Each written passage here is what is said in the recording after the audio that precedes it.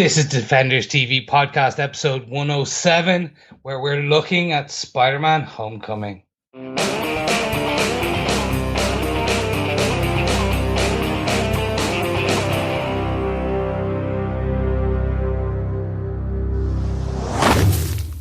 What's up, fellow Defenders and webheads? This is Defenders TV podcast 107. Can you imagine 107? And it has all been culminating in what I can only say is our spoiler-filled, oh so good discussion about Spider-Man Homecoming. Spider-Man is here. He is in the MCU. It is official. And we've seen it, and we're going to talk about it. I'm one of your hosts, Chris. Hi, I'm one of your other hosts, John. And I'm your last and final defender, Derek. We're in a lot better mood tonight, aren't we? Oh, absolutely. Yes. Oh, yes. I already feel it. I already feel that this movie is probably going to get a better rating than Spider-Man 3. Oh, yes. Absolutely. We have a local hero for local people. We're almost like a friendly neighborhood. Local person for local people. Absolutely. Yes, yeah, I'm really looking forward to discussing Spider-Man Homecoming. It was so difficult not to talk about it when we were doing our Spider-Man 3 review, because it felt like every time I wanted to say something I was going, at least they do it better in Spider-Man Homecoming. But we didn't. We avoided it. Well, that is true. That is true. But unfortunately, we did not avoid having to rewatch that film. That's true. Absolutely. And if any of the listeners are wondering what the crash bang wallop is at the end of our opening theme tune, that is Spider-Man falling off a building. Well, actually, we now know it's Spider-Man trying to swing on a web and falling to the ground. Exactly. There you go. There you go. He's falling and hitting the ground. So, for all of our long-time listeners, welcome back. Thank you so much. But if you are new, if you just come here for Spider-Man and wondering what all this is about, we are Defenders TV podcast. We are the number one in our minds podcast for all things, but actually predominantly the Defenders, which is your Daredevils, your Luke Cages, your Iron Fist, and your Jessica Jones, and all culminating in August with the Defenders, which is part of all the Marvel Netflix cinematic universe. Question mark, potentially part of MCU. No, definitely part of MCU. Definitely part of MCU. Yeah, well, we know it is. Must be. As part of MCU as Spider-Man Homecoming is. Definitely. Exactly. We have yet to have the Tony Stark come in, but it is only a matter of time. Mm-hmm. Yeah.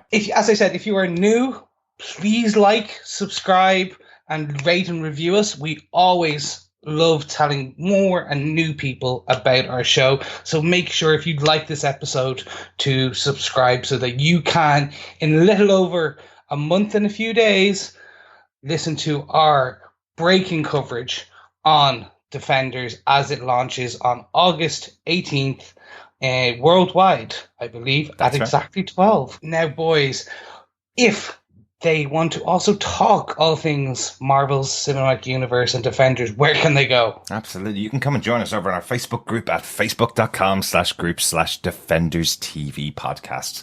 Lots of discussions going on. We're in a bit of a lull, obviously, while we're doing our Summer of Spider-Man. But once we get into our episode by episode discussions, there's loads of chat about anything Defenders. Yes, ladies and gentlemen, this is officially a lull. We've done 3 podcasts this week. We have, yes.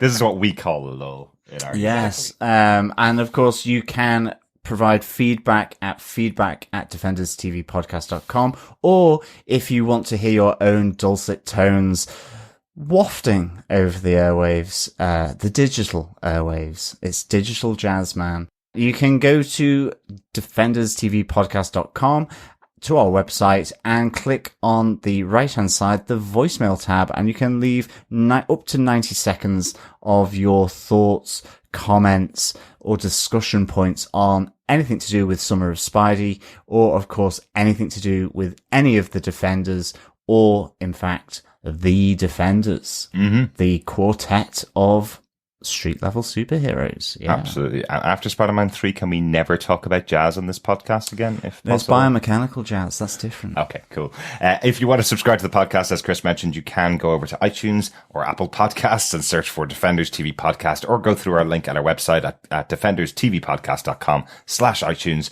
or search for us on any good or evil podcast catcher. Again, just search for Defenders TV Podcast. Subscribe to us in there and you'll get our episodes as they're released. Yes, iTunes, also known as Apple Podcasts. That's right. Yeah. Can't wait till Google Play hits town. Yeah, it'd be awesome when Google Play comes to Ireland. For all of our American listeners, you already have it. We will be there as soon as it comes to Europe. Yes, exactly. But, lads, I cannot wait anymore. I'm sorry, I need to get into the discussion points. So, without further ado, please note, this is a 100% spoiler-filled podcast. Mm-hmm. So if you have not watched this, what are you doing? Press pause. Go right now to the cinema. I don't care if you have to drive. Go watch this film. And then on your drive back, listen to us. Like it. But there. So, production. Derek, can you tell us who wrote and direct this beautiful, beautiful web-twipping, twip film? Okay, absolutely. Yeah, the movie was directed by John Watts. Pretty unknown director, really. John Watts is really his only big claim to fame is a movie called Cop Car with Kevin Bacon. It's about kids robbing a cop car and Kevin Bacon chasing them down. So not much experience, but Marvel as a group has always tended to look at directors that they find something interesting in and put them in these roles as directing some of their huge films. So I guess this Marvel co-production with Sony is no different, really, after the last couple of Marvel films, looking at somebody kind of brand new to the scene and seeing what they can do with the material. This was written by Jonathan Goldstein and John Francis Daly. They are the main writers for the movie. They are kind of known for their movie Horrible Bosses and the Vacation remake. Both quite funny films, actually. Yeah. I remember Horrible Bosses. Loved it. Yeah, that was pretty cool. Yeah, it's really good. But there are many other writing credits. We talked about last time with roughly 30 writing credits on Spider-Man 3. On this one, John Watts himself does get a writing credit, and Christopher Ford and Chris McKenna both get writing credits in this movie. So lots of different treatments of this movie have gone around for many years. Obviously, there's a bit of a Sony side and a bit of a Marvel side. But John, do you want to tell us what they gave us with your synopsis of the movie? Sure. In the wake of the Battle of New York between the Avengers and the Chitauri, construction worker Adrian Toombs is set up for a big payday with the rebuilding of New York. Until Tony Stark's new business, Damage Control, comes and takes the work out from under him. Toombs vows to change his ways to take advantage of the new order of things. 8 years later, after returning from his own adventure with the Avengers, Peter Parker is struggling to fit back into high school, too nervous to approach high school senior Liz, and too absorbed by his brief brush with superheroes to focus on the debate team. Peter spends all of his time contacting Happy Hogan, looking for his next mission.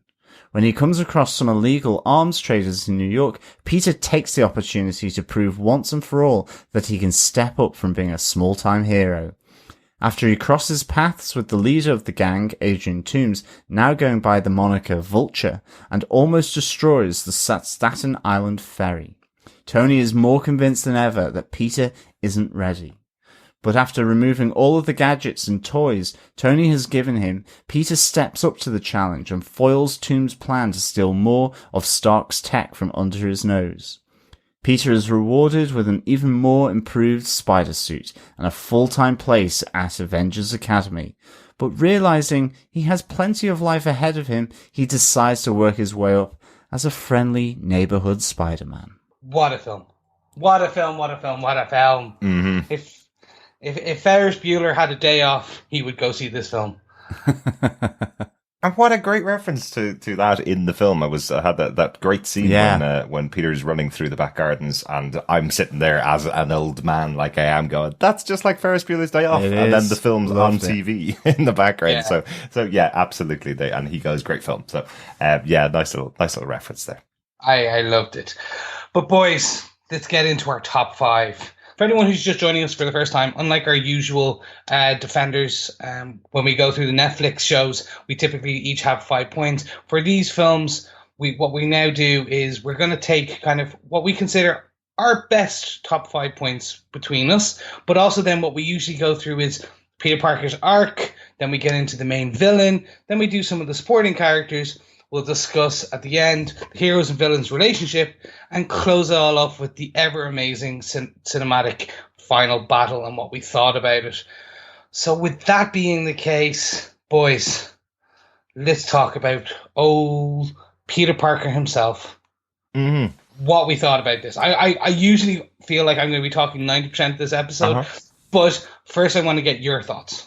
You know what? I have to say, I love this idea of no origin story for Peter Parker. I couldn't imagine that they would be able to pull this off. We had obviously the appearance of Spider-Man in Civil War joining up with the Avengers. So again, in that, he was drafted in, he had his moment, and then he disappeared from the movie. The idea of setting this movie a couple of months after that, where poor Peter is sitting at home rewatching his videos of his special day out with the Avengers and dying to get back to that time when he was a big superhero and never really talking about his origin story was brilliant. Absolutely. Completely agree. I think they answered my prayers that they weren't going to go through some kind of endless retelling of the origin story. And I mean, I think it was covered in 20 seconds when Ned mentions it briefly. So really, really top notch for doing that. I think it adds more, at this stage, we know Peter Parker, we know Spider-Man. It's great just getting that kind of little pitter-patter of that origin through the story, but it not being central. And I love Peter's arc. I mean, I love that handheld footage at the start. I thought that was really cool. I thought it was a real nice touch having that, but it also, immediately links it in to the wider MCU in such a cool little way. And then just how Peter is kind of keeps pining for that massive hero moment like he had in Berlin, doing all of that. And just gradually, as, he's too eager. I love it. It really kind of goes with Peter Parker for me. He's too eager. He wants to be involved. He's all of that. And I just like that by the end, we see him pairing back. He understands his neighborhood, his friendly neighborhood spider, and doing, the best for his neighborhood. Absolutely. Probably every so often we're getting called on for some, bit more bigger stuff like saving the world and so on with the Avengers. So really loved that whole arc and just even how it interferes with him at high school as well, and with his relationships, with the debating team and how that all kind of works into the story. I thought it was really, really, really well done. Yeah, definitely. Loved it. And one of the things I really love about it is, I think I mentioned it on our Spider-Man 3 podcast, the storyline of a character becoming famous and having to reduce himself back down to his real self again has been done before. That is what they were trying to do in Spider-Man 3. And this story is basically Peter having to overcome his overconfidence and come back to being the friendly neighborhood Spider-Man. It's amazing in better hands how well that story can be told. Absolutely. Yeah. And look, you cannot get more friendly neighborhood when you're standing on a roof and a guy goes, "Hey, you that Spider-Man?" He goes, "Yeah." And he goes, "Do it, flip." And he just does the flip. And I'm like, yes, that's amazing. Or saving a cat from a bodega and saving the shopkeeper from a fire, that kind of stuff is the cool stuff that Spider-Man should be doing in between, obviously, massive outings with the Avengers. I love this idea that they keep him grounded by the types of people that he's saving. There's some great moments in here where he sees a guy stealing a bike and takes it back, and then is looking for the owner of the bike, leaves a note on it to go, "If this is your bike, take it back. If it's not your bike, please don't steal it." The other guy that he thinks is breaking into a car, and he tries to stop him breaking into the car. It turns out it's the guy's car, and he disrupts everybody in the neighborhood by setting off his alarm. Including Mr. Stanley, yes. Yeah, of course. We got our cameo as well, but we'll get back to that later. But I think that's kind of why I did the whole League of Gentlemen reference with regards to the local hero for local people. I think it's like, it was just that conflict between the different scales of going big with the Avengers, but this is all kind of the friendly neighborhood Spider-Man stuff. And it just really worked because it came into Peter's arc of him being torn between, supporting the debating team, trying to fit in at high school, but still wanting to not be a part of it. I mean, it was even that, he is the clever kid, and that was shown, in the classroom scenes, but at the same time, almost this idea that he wants to give that up as well. I really like that side of it, which I've never really taken before from any of the other Spider-Mans. Not to say that it's not in there, but I that really kind of hit home here where, he's clever and so on, but he's not making a deal of it. He's just actually more focused on trying to save people in his neighborhood. And I really kind of like that. And I think it's done better than Ant-Man in terms of that smaller scale, but it still feels epic. By having Iron Man in there, having that footage at the start with the Avengers, and just how it's shot and directed as well. But Chris, as our Spider-Man fan, what do you think of this version of Peter Parker's arc and this storyline of his?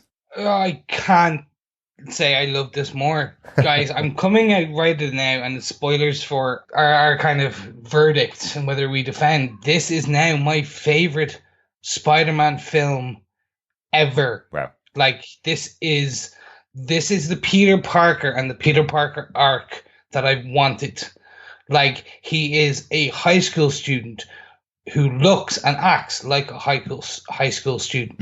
He is that nerdy, complex kind of character that you've always wanted. So he has, once he puts on the mask, he becomes this person who we cannot be when he is Peter Parker. Like, so he becomes that kind of charismatic, loudmouth, kind of witty banter Spider-Man. Like the scene with the Avengers and the robbers in the Avengers masks. Like that is for me is the iconic neighborhood Spider-Man. Because he's stopping a a teller or an ATM robbery, and he goes, "Hey, it's the Avengers, Thor, Hulk. It's great to finally meet you guys." Like, and obviously, like a little Easter egg for Civil War, because yes, he hasn't met these characters in the actual real world. But it's just that witty, and he goes, "Hey, I don't think you're supposed to be doing that," and doing all these funny things, but then still making mistakes. And that's the bit I think is one of the most interesting parts on this, which is we've always seen Spider-Man in any of the origin stories or any of the Spider-Man films so far. Peter gets bitten and then instinctually knows how to be a hero. Right. Like, even including Spider-Man 1, where he's slowly becoming, and it's a couple of newspaper flying, kind of, like spinning newspapers and saving people. Like, this is him trying to get used to his abilities, his webs, his, like, everything. Like, so when I joked at the beginning, he's like that scene where he's running around the neighborhood and doing like the bike scene, but then he's like tries to swing from something, falls flat on his face, goes, "I'm okay," and stands up and like, "I'm okay." I'm like, that's brilliant because he's learning. Absolutely. And even like in that bank scene as well, where, he's fighting the robbers, but then in attacking them and trying to prevent them from stealing all the dosh, that tech that they're using to cut out the ATM, goes across the street and to his favorite corner shop, where he gets his favorite snack. And all of a sudden it's that moment as well where he's like, oh God, like the guy who works behind the counter there.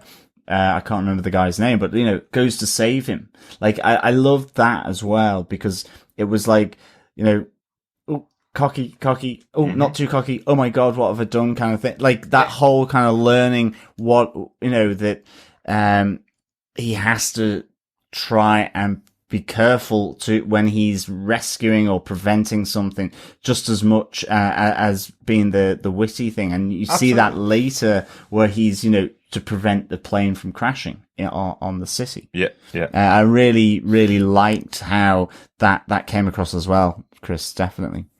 So, I don't want to, obviously, yes, not seeing the origin, it was amazing. And I think they handled this most beautifully, which is the Civil War reenactment, which someone has posted online a side-by-side reenactment. Oh, very good. So literally they put the Civil War footage directly in there, and it syncs up perfectly. Yeah, absolutely. It is beautifully synced up. Yeah.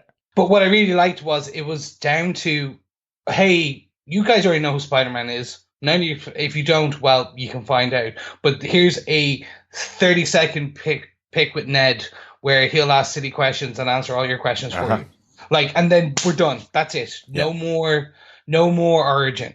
And that's what I wanted. If I had to see it again, okay, fine. We all thought there was going to be some form of flashback, but they didn't even do that, which I think is giving a certain thing to the audience, saying, "Hey, we trust your intelligence. Yeah. We know that if you're seeing this, most likely you already care and know who Spider-Man is." Absolutely, and I must say, just the idea of the actual origin conversation that happens with Ned is, look, I was bitten by a radioactive spider. Ned goes, "Can the radioactive spider bite me?" And he goes, "No, the radioactive spider's dead." That's the conversation about how he got his powers and where he is. What I did like is the other choice in the arc of Peter Parker to have Iron Man give him his suit and put the training wheels on. That whole concept of Tony Stark taking a Spider-Man under his wing and going, "I can give you even more power in the future when you've proven yourself to me." I really like that. I like the idea of him hacking the suit and getting access to the powers that he's not able to use, failing with those, using them in the wrong way. Lovely, funny scenes. But the underlying arc for Peter Parker is he's not ready to join the big leagues yet. And Tony knows this, and Tony's trying to help him along the way. So I really like that part of the arc. And is Tony right to take the suit back is kind of one of the questions that I have for you two guys. Just quickly on the suit as well. No, I mean, I think, you see, that to me, where he takes the suit away, and I thought that it was a really good way of doing it. The subtext of that is, with great power comes great responsibility, absolutely, without having to say it. Yep. And really, again, hammer that saying to death. And that's what it tells you, that you're not ready. It was kind of interesting with the suit. It's just another point I have on it. There was a moment in this film where I thought, is the suit too techy? Is it? Certainly when he overrides it and all of that, because all of a sudden, for me, Spider-Man has always been really instinctive, the spider sense and so on. And that kind of just felt like it was lost because he's relying on all the tech built into the spider suit. I actually loved the tech. I thought it was cool. And I loved where he's learning with it fully upgraded and on in the first version of the suit and testing out the 150 odd combinations or whatever it is of how to shoot the web sling. I think it was like 527. It's some ridiculous number, isn't it? I thought that was really cool and I really liked it. So there was part of me that absolutely loved the tech Spidey suit, but there was another part of me that kind of just felt it removed that whole aspect of Spidey sense and the instinctiveness that Spider-Man has and Peter Parker. But it didn't detract for me, but I just wonder whether maybe they went too far, and so I was glad he didn't take version 2. And I love which that presumably would have meant he could have detonated nuclear warheads, like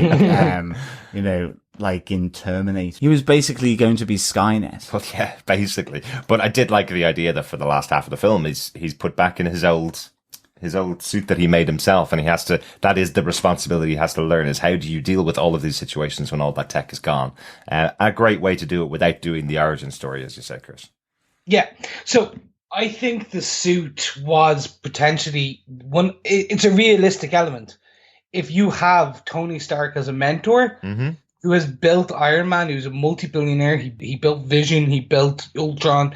He has all this at disposal. Yes, most likely he is going to upgrade your suit. He's going to upgrade Cap's shield. He's going to upgrade Thor's belt. He's going to do everything possible to power up his friends. So yes, that made sense. Was it too much? Like, I loved the joke about taser webs and kill mode. No, don't kill anyone. Like, or was it kill mode? Yes. Yeah. I think it was something he's entering kill mode and his eyes went dark to a red pimple. It's like, amazing. Like, it was fantastic. I loved Karen. I loved the II. Like, it all made realistic sense within the MCU. Oh, absolutely. Like, it made complete sense. I'm not saying that it didn't make sense. I think, and I loved it as well. And as I say, I loved all of that. But then it was on reflection after coming out of the cinema, like in the film, didn't think of it at all. And then it was only afterwards that I thought, and actually, Derek, you've made the point that it's only in going back to just his own homemade suit that he starts to understand and so on. And I think I'm glad they did that. I'm glad he didn't take version 2, because I think otherwise it becomes Iron Man just not in armor. Yeah. I mean, and that's part of what was starting to happen with me when it was suddenly, being able to look through walls and all this kind of stuff. I just thought, well, where's the challenge now? Yeah. Like, you potentially undermine the character's instinctive sense that he's gotten from being bitten. Where he would know that someone's behind the wall because he's got spider sense. It is interesting to speak about the spider sense thing. There is a reference to that in Civil War, where they effectively do say that spider sense exists in the universe of this character of Spider-Man, but it's not like the comic books. He doesn't have spider sense from the off. And it does take the tech from Tony to hone the spider sense that he does have. So in this movie, the spider sense is kind of enhanced by having Karen, the AI that's within his suit, but he doesn't have that spider sense where he's standing in a room without his spider outfit on or a spider costume on, being able to know what's going on around him like he does in the comic books. That's not in this universe. So he says that's why he had the blinkers and the goggles on, because his senses are so over-involved or they're so amped up that he needs it to concentrate. Yeah. That also being said, a lot of people on the internet, as you do, like to argue, and they have really. I know it's a strange place for people on the internet to be arguing, but there's a big thing that came out recently, since the film's come out, going, there is no spidey sense, there is no tingling, and they've come out and said, well, look, yes, as you said, it's in the universe. He doesn't have it in the traditional way where his, like, womp womp, warning, warning, as we've seen in, say, the Maguire-verse.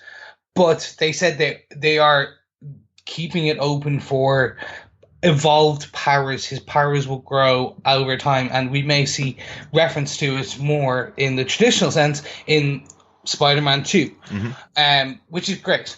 And I just wanted to kind of come back and say, like, this arc is amazing because of him going back into his old suit and getting the new suit and, like, wanting to be more traditional. So, Absolutely. Like, when he has all the web options, he does go, no, just give me standard default webs. Like the shield webs, the taser webs. We've seen a lot of these in the comics already. But he'll always fall back on standard webs, which he built, which I love, by the way. We're back to mechanical web shooters, and he's the one building this, which I thought was fantastic. Yeah, that was cool. And I love we see some failed versions of the experiment as well in the film, just like pretty much everything that Peter does in this film. There's a couple of failed attempts to do a number of things throughout the film, just to point out that he's still very new at this. Yeah, I love he doesn't know everything. Absolutely. It was great just him swirling stuff around in the chemistry lab, and even just where he stores it as well. I wouldn't want to get caught by the hall monitor. No, but that was amazing. I just lifting it up one-handed, I was like, yes, that is sweet. So look, I kind of want to get on and discuss more things on this to kind of end on kind of where we think this arc has left Peter. Okay, so a lot of people are talking about it, and for me, it's one of those beautiful moments of this scene is where Peter is crushed under rubble, and he has to pull himself.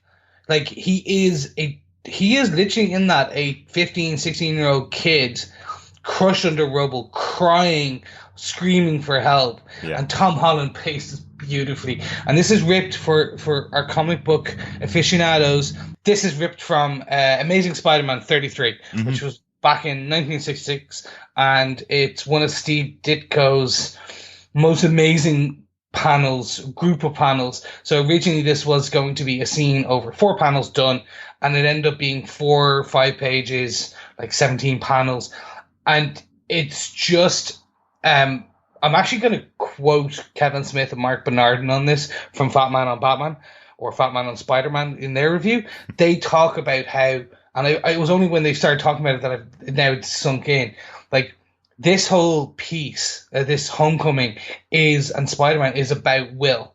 The will to be, and to survive and be both Spider-Man and Peter Parker, and take the knocks that come, and be the man running, like the Peter Parker who has to decide not go to Homecoming, to disappoint people in order to serve the greater good, the greater responsibility, because he has the greater power. And that scene, even just thinking about it now in the film, was so beautifully done, because you see on Tom Holland's face, and they use the half mask, half face, which is iconic in a lot of Spider-Man kind of covers, and even in the logo in the top left-hand corner. Absolutely, which I loved. used it all the way throughout the 90s, I believe. Yeah.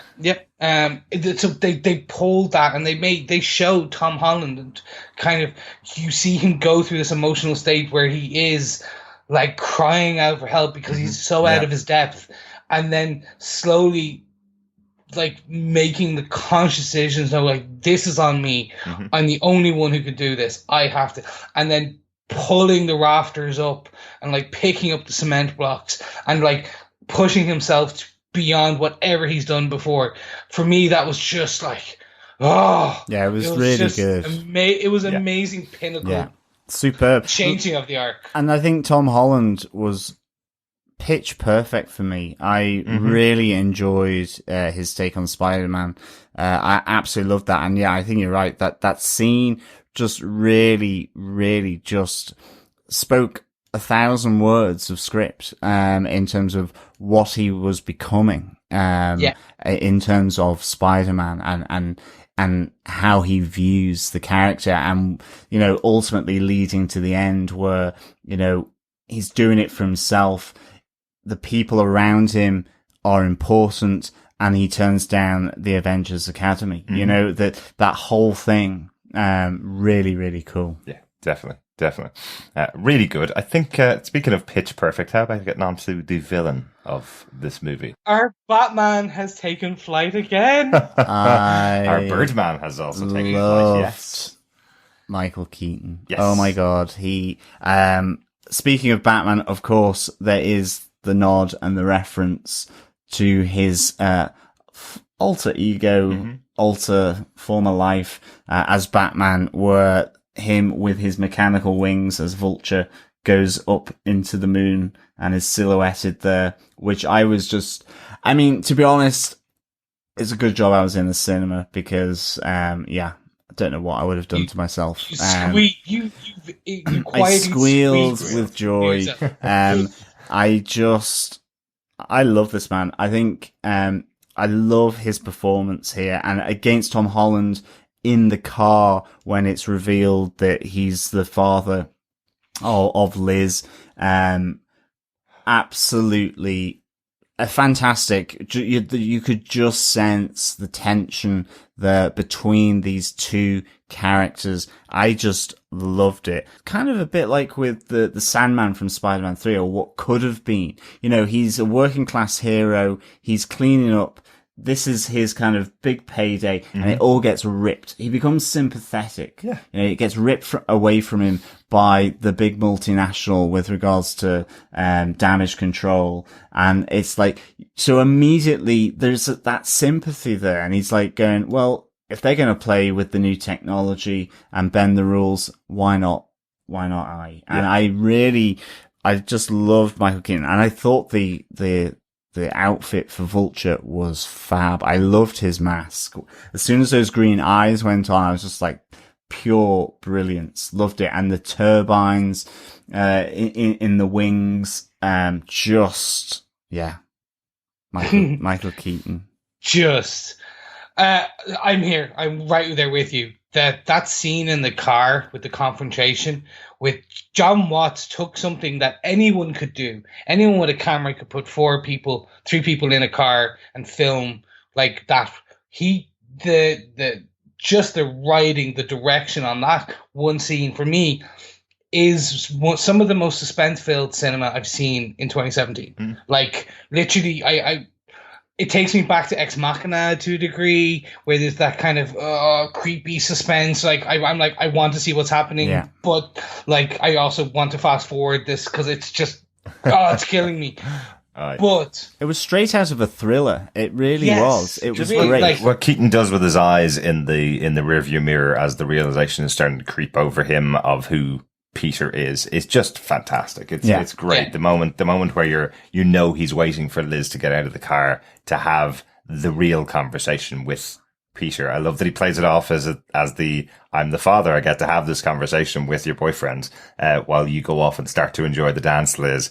And then he has the real conversation saying he will kill every single person he loves if he doesn't step off. Really, really good, really tense scene. Everything from Beetlejuice to Batman is in Michael Keaton here, where he's playing this maniacal, crazy character, but totally keeping it under the hood of a normal dad and a normal worker. So the MCU has, to a degree, that had an issue with its villains, okay? And I'm laying it out there that to date, this is the best, most well-rounded kind of, in my opinion, like the Vulture is the most well-rounded from a character development point of view villain in the MCU right now. And I'm not talking about the Netflix piece, because obviously we have Kingpin, we have Wilson Fisk, which is some of the best. I'm talking like cinematic, right? Because you shouldn't be separating that. We talk about the Defenders all the time. I know, but I just mean because we've had Ronan the Accuser, not the best backstory in the world in the film, right? Oh, absolutely it's just he was a bit weak. Yeah. But this film, they built this perfectly because you understand Adrian Toomes. Yeah. Like if I'm opening the scene with his origin to a degree is amazing because oh by the way, did you notice that exact hall was the one used where the Chitauri monster falls into? That was it. Like cool. They actually recreated the set. But having it like open with that and expect like everyone would feel that. It's like, hold on, I bought all this gear. The city has made me do it. I've overextended myself. If you, Mr. and Mrs. Damage Control, I love that introduction, by the way. Yep, Tyne Daly from Cagney and Lacey. And a nice little cameo role there, quite cool. And unfortunately, a failed sitcom that we were going to get and now we'll never get. Yeah. Which I still thought would potentially now, if they get enough feedback, they may kind of pull that pilot again out of the dusty drawer that it's in. Well, let's see. Powerless didn't do very well for DC, so no. Yeah, I know. But there were a few references to Damage Control over on Agents of S.H.I.E.L.D., so nice to see them fully realized in the movie. Damage Control has been around for many, many years in comic books. Quite cool to see them in here. Yeah, and it's just having you feel for Toomes in this. Mm-hmm. Like, this is a new origin for him. It's not the comic book origin of the Vulture. This is they've done an MCU version, which is fine because he is an average Joe man who loses his business, and in order to keep his family and his workforce alive, he sits down and goes, well, hold on, if they're not going to play fair, I'm not going to play fair. Mm-hmm. And that's simply, you can see the progression because then he goes to weaponry. And now he is a bit crazy, but the first kill we see him do, which is spoilers, he kills the original Shocker because with a gun. Shocker. he turns to the Tinker and goes, "I thought that was the anti-gravity gun." That's right. And then goes, Loved it. like just that. Yeah. You see his progression through this film. Yeah, like in fairness, I'm gonna slightly not dispute, but disagree with you on the best MCU villain. I think there's one big thing that's hampering the MCU now in their villains, and that's because they have so many heroes to get through in every single film. Look how many were in Civil War, and Captain America is my absolute favorite character. How many characters they had to deal with in Civil War. I still think the villain in that movie is probably my favorite MCU villain because he is a normal man, hard done by the actions of these heroes, and he uses that against them all. I think that's something I thought was played really, really well. You are referring to Zemo. Yes, yeah. Yes.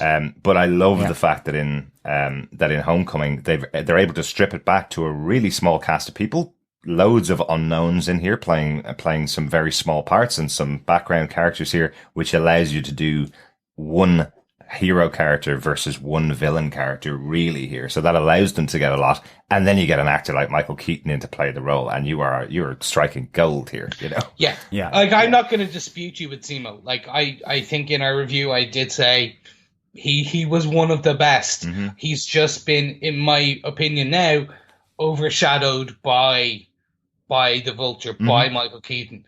And to kind of top it off, because I know there were other Spidey villains here that we want to talk about quickly. The ending, the post-credit scene, right? Mm-hmm. Which is, we see him talk to Blank, which we'll get to, and he has the chance to reveal what he knows. There you go. That is the other villain. I just thought Blank. It's blankety blank. That's all I could think of. But he has the chance to reveal Spidey's identity right there and then to someone who's right out like, me and my mates want to kill him, and he doesn't. Yeah. Now it could be because Spider-Man saved him. It can be because Spider-Man knows who's family. Like, there's loads of reasons. But that giving that character that just 2 seconds, like, I'm not doing it, and we don't know why he didn't do it, it's still now making me think about why. Yeah. No, I definitely like that whole concept throughout the film between those two characters. When they do get the opportunity to talk, he tells Peter the reason why I'm letting you go is because you saved my daughter. So, hey, that's a good one. Thank you. That gives you one chance. And then he saves Toombs at the end of the movie as well. So he's now saved the life of his daughter and him. So he gets a chance here. I don't know whether it means that we will never see the Vulture back in future as a villain of Peter Parker. But I like that he's given him a chance here. Yeah. I hope we do see him back. I really do. I think just coming on the best villain, yes. I think I'm kind of with Chris here. Mm-hmm. I think he's certainly up there for me. Yeah. And I think it's just, you see, a much more complicated story, of him, having stuff taken away from him. And then just that, you sense he's a loner with his band of brothers around him, like the Tinkerer and Shocker. And then you realize he's a family man as well. And it brings it back to that first opening scene, where he's looking after his family, but you've seen him killed, and it makes for a really complex kind of character. And then added to that, the complexity that, he now knows the identity of Spider-Man, and he knows that it's Peter Parker, and he doesn't reveal it. So it was a really great kind of journey that he went on, I think. And maybe that's a Sony influence, ultimately. I mean, let's not forget this is kind of co-produced. Because I thought the Sandman was good. Doc Ock. It's almost like a melding of those two. You've got the sort of working class, down and out kind of aspect of the Sandman.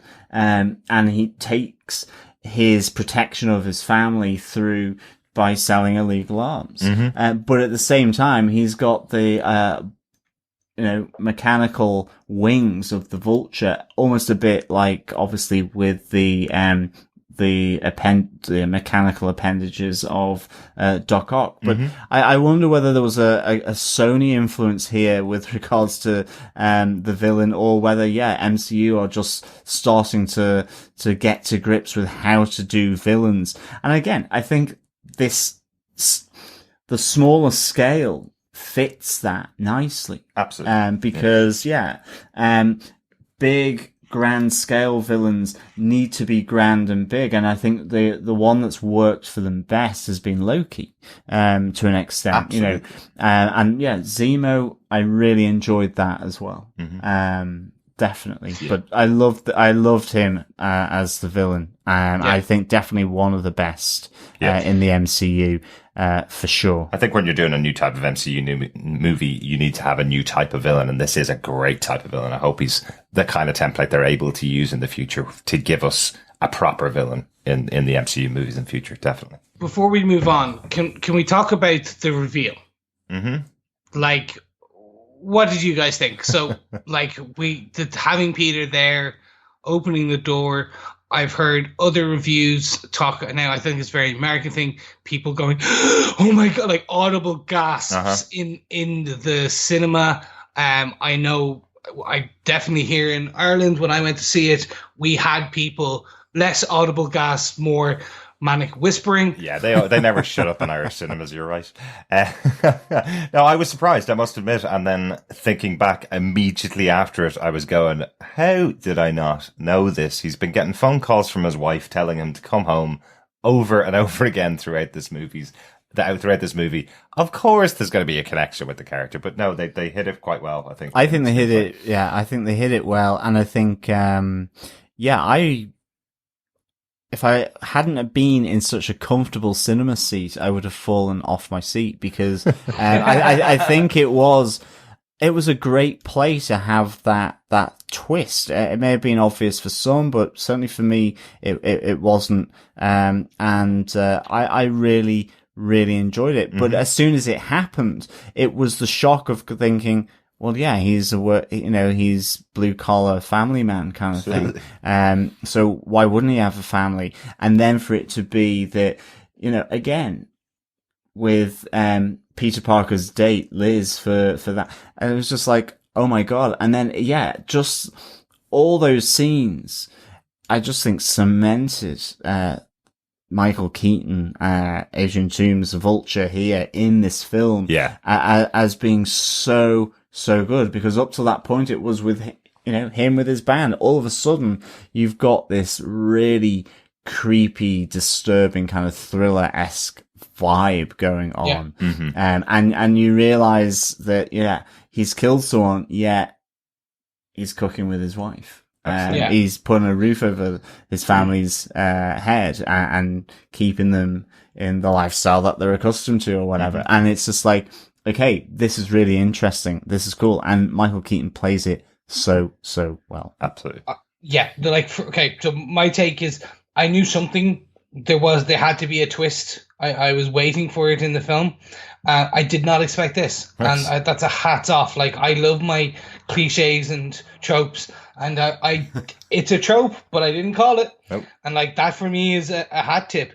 When he first opened the door, I went, oh my God, he's taken Liz hostage. Ah, nice. And that's where my head went. I was like, oh yeah. And then when the mother came in, I was like, oh no, it's not. It's actually, and it clicked and I went, okay, I should have seen this. This was telegraphed a mile off, as you guys said, the phone calls and everything. I was like, I went, hats off. John Watts. I know he had some influence in the writing of this, but I like hats off to John, hats off to Jonathan Goldstein, and the other John, Thank you. this.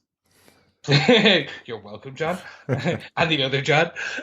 This for me was hats off, guys. You've done something. Like, we had the Civil War plot twist. With the Tony element, but they I didn't see that coming, but to me this was still more of a shock. Right. And not because the Civil War one rewrote history. It was huge. But this, for some reason, I think it's that psychological thriller kind of piece that John brings up, it was very much like, oh no, like it was just done at the right. It was done at the right point of the film as well. So you weren't expecting it. You were expecting this is going to be his date night. It's homecoming, so he's getting the moment to finally go on a date with the girl. He finally has that moment, and you're just not expecting that the door is going to open and this huge tense scene is going to follow. This moment. It's that the rug is being pulled from him as his two different worlds collide, and it's because I think it's so personal. You know, here's the girl in high school that he fancies but can't articulate it. He's managed to find the courage. They've gone on a date to homecoming. He's, you know, about to meet the folks, and all of a sudden his worlds collide, and it's that personal aspect of it, and it's this whole thing of this film kind of focusing down more on the intimate aspects, and that makes it more ripping, because it's then, it becomes more like a thriller. It really does. And I thought it was excellent. Ever. Well, absolutely. Yes. All right, boys. We are going to need to crack on to the supporting characters. So let's quickly talk about the supporting villains and then go in directly into the supporting characters. Yeah. So we had the Shocker, two variations of him, which I thought was quite interesting. Absolutely. And what I loved about the Shocker was I recognized the costume of the Shocker before he even said his name. He had the yellow arms with the diamond cross pattern on them, which was really cool. Then he gets killed. I'm like, okay, I guess that's not the Shocker. Then the Shocker 2 comes along, and within about 2 scenes, he's also wearing the same rough costume. He's also wearing the yellow arms with the diamond stripes on him. Thought that was quite a nice little touch there. Just to remind you, this is our Shocker for the movie. Quite cool. And I thought I liked this because, again, we had our Civil War throwback where the fists are throwbacks to the one that the Skull and Crossbones uses. There you go. Which I thought was great and the training of the Shocker 2 I thought was fun. I thought Bokeem Woodbine, who plays the Shocker 2, actually just does a great job in this of selling the idea that he's just kind of been given this weapon, doesn't really want to use it, thinks it's all a bit stupid, and then after a while he's like, this is cool. Yeah. Yes. As John kind of gave away earlier, we saw the Scorpion. Yes. Well, we saw Mark Garvin, who is the titular character who becomes the Scorpion, and to make it ever more slap in the face, he now has a big scorpion tattoo on his neck. Yep. Yes. Very smart. Nice Easter egg. Could it mean that we will see him in an animatronic scorpion type outfit in the next one? Maybe.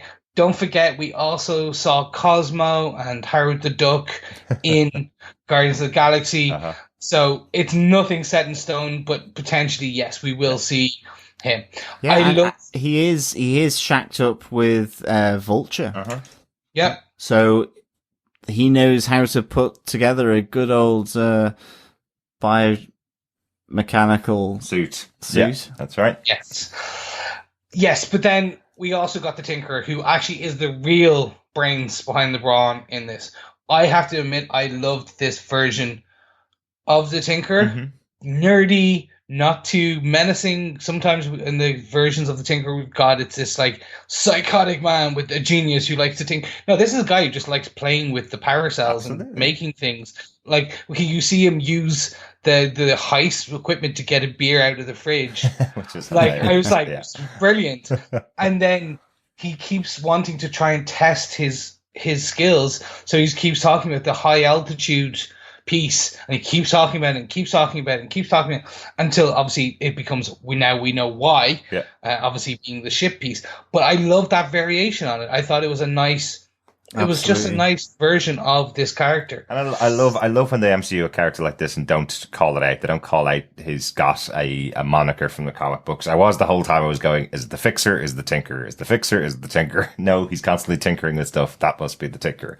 I just really liked how they do that and how they bring in these kind of characters from the comic books. They don't need to. It's just a lovely touch. It feels like we're getting a setup here for possibly the Sinister Six or the Fearsome Four, whichever version they want to use as as foes of Spider-Man in the future. As these characters started to appear and get their own weapons or get their own little traits in there, you're kind of going, they're all going to team up together versus Spider-Man in some future movie. Yeah. And I can't wait. Yeah, I'm going Spider-Man 3. Basically, probably Spider-Man 2 will get a version of some form of the Green Goblin, and we'll get a very MCU Sinister Six, where Spider-Man actually is part of the Sinister Six, because he spoilers for the comic books. But anyway, it's a long. Go read the Ultimate Universe, Spider-Man Sinister Six. No spoilers for the comic books. Nice one, Chris. Yeah. But anyway, so let's go talk about the real supporting characters. And kicking it off, let's talk about a topic that a lot of people have given out about on the internet. Shocker. Oh, never read the internet, Chris. What did you think? I know. We had Aunt May. Yeah. We have the quite foxy, quite sassy Aunt May. So pervy Aunt May. I wouldn't go that far. Let's not go that. No. There was an uncomfortable moment where she lingers slightly too long on Peter Parker's abs, his Marvel abs, which I think any aunt, maybe it was a look of pride. Yes, I'm going for the look of pride. I'm going for. I think I'll go with that too. Yeah, exactly. So, boys, what did we think? We had. As I said, this is the youngest version of Aunt May. She is de-aging in every film we get. Said it's Benjamin Button, basically. She's getting younger. Like, I love this. The concept is that he's 15 years old. You know, the idea of his aunt being 70 if he's 15 is completely, that's really unlikely. Like, it's very unusual that you would have someone 60 years your senior as your aunt. So, like, she's in her late 40s, almost 50 now, Marissa Tomei. And she looks fantastic, but that's the right age for someone who's got a nephew who's 15, you know? Yeah. I loved her in this role. I thought it felt really natural. It didn't feel overbearing. And again, I think it was, like, actually, you know, with this new version, version 3.0 of Aunt May, I think I love the previous Aunt May, absolutely, and really, you know, it is pretty faithful to the comics, you know, but my goodness, I feel now that the old Aunt May was way overbearing, and I like the kind of more standoffish of this new souped up, sexy, sassy Aunt May. I thought it worked with the new dynamic. Yeah, absolutely. Yeah. I thought it really worked. She was still kind of badgering him, but it just didn't feel too kind of oppressive, because maybe closer to each other in terms of the age-wise. It felt fresher. It makes sense. I love the scene in the restaurant where the two of them are sitting down chatting, and she gets an extra dessert from the waiter, and Peter has a little slag at her that, no, that's because he thinks you're attractive, Aunt May. And it's like, me? Really? Lovely little moment. The moment where Ned and Peter are going to the party, and she decides to have the talk about his body changes, and they both kind of laugh it off and run out of the car. You know, I love those little moments. It does feel like I've got aunts like this, you know, aunts that are much more my friends than my instructors in life. And that's what this is representative of. This is a much closer relationship than you probably saw in the past. The old Aunt Mays always felt like they were just mother replacements, and that's it. And they kept him at arm's length because they were replacing his mother. This Aunt May really works as a friend character to Peter. A confidant. Yeah, a modern mother. Modern mother. Yeah. Yes. Yeah, really good. Yeah, like I'm happy with the Benjamin Button sassy, sexy Aunt May. So in Spider-Man 2, she is going to be about 12, right? Yeah, she's actually going to be in high school with him. I think I like the talk. One of my favorite scenes is the montage teaching him how to dance, tie his tie. Because you do see that scene in the restaurant where they're just eating and having they're swapping stories, and then he has to ask about for a new backpack. Yeah. Like, it does seem that this Aunt May is like confidant. She is now. we still don't know where Uncle Ben is, or who Uncle Ben was, or if there ever was an Uncle Ben. I think there is a reference to it in the movie. He does say that she's gone through a lot and he doesn't want to put her through any more. Which I like. I liked that that's the reference. I like that they again don't harp on. Do you not remember a couple of years ago this happened and he died and now she's been left alone? There's none of that. I like that it's just she's been put upon. She's lost things. Things have gone not so well for her, and I don't want to be a burden to her. Absolutely, it was great that. I like that. Yeah, it was great that one of the longest product placements on film has finally come to an end. No more Uncle Ben. No more Uncle Ben.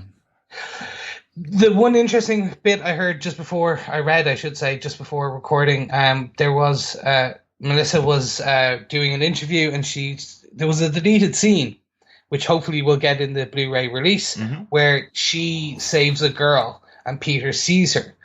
And basically it's Matt May's heroic moment, and we find out that that's what Peter does.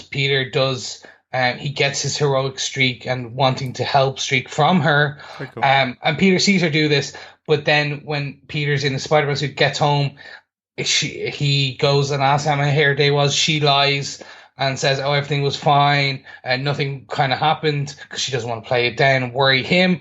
And he says the same thing about being Spider-Man, who she sees getting kind of roughed around, blah, blah, blah. I loved it. I thought it was a really nice... That's a nice idea. I want to see that. I actually want to see the scene in the deleted scenes, because I think that will round out the character.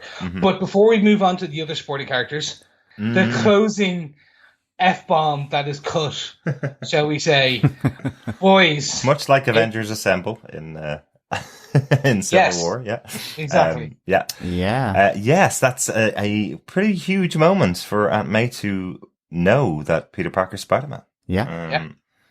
It's really interesting. I don't know where they're going to take it. She keeps spying into his room. Lock your door, Peter. Well, that was one part I was going to say. He doesn't lock his door, and I'm a bit like, really, a 15-year-old boy not locking his door half the time? I remember when I was 15, my door was permanently locked. Oh, God. Yes. But I love this. I'm dying to see where they take this, because the aftermath of this is Infinity War, is Avengers. Yep. So will we see it in that? Will Tony call upon Spidey, and Aunt May goes, oh, you're not going out there, like, kind of thing. See, it doesn't feel like the character would do that, and that's why I kind of like it. It does feel like she would be supportive of him as long as he is doing the right thing, and that's why I think her character arc in the movie is really good, to set up the fact that if she does learn his identity, she's not going to be like the overbearing Aunt May in the past. Spider-Man hasn't done anything wrong to the city. Like when am I right in saying that in Spider-Man 3 Aunt May, or Spider-Man 2 Aunt May realizes that Peter is Spider-Man, or there's some connection between the two that she's making, something about when she's talking to him. The Amazing Spider-Man, Tobey Maguire ones. Right, and at that stage, there's a lot of criticism of Spider-Man in the media that she believes effectively. So yeah, in this case, we have a local guy who's putting a mask on and saving local people, and in that case.